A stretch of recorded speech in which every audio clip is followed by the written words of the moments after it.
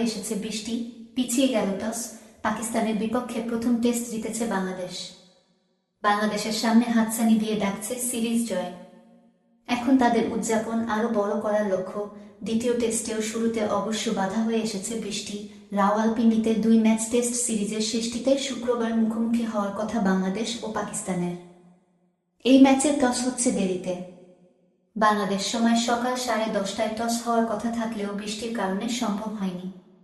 গত 2 দিন ধরেই রাওয়ালপিন্ডিতে বৃষ্টি হচ্ছে।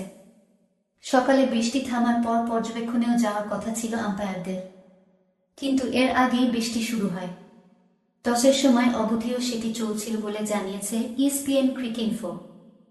14তম ম্যাচে এসে প্রথমবারের মতো পাকিস্তানকে টেস্ট হারায় বাংলাদেশ। রাওয়ালপিন্ডিতেই সবশেষ টেস্টে 10 উইকেটের স্মরণীয় জয় পায় তারা। শেষ ম্যাচের হার এড়ালেই এখন বাংলাদেশ পাবে সিরিজ জয়ের স্বাদ। সাদা পোশাকের ক্রিকেটে এর আগে কেবল 4টি সিরিজ জিতেছে বাংলাদেশ।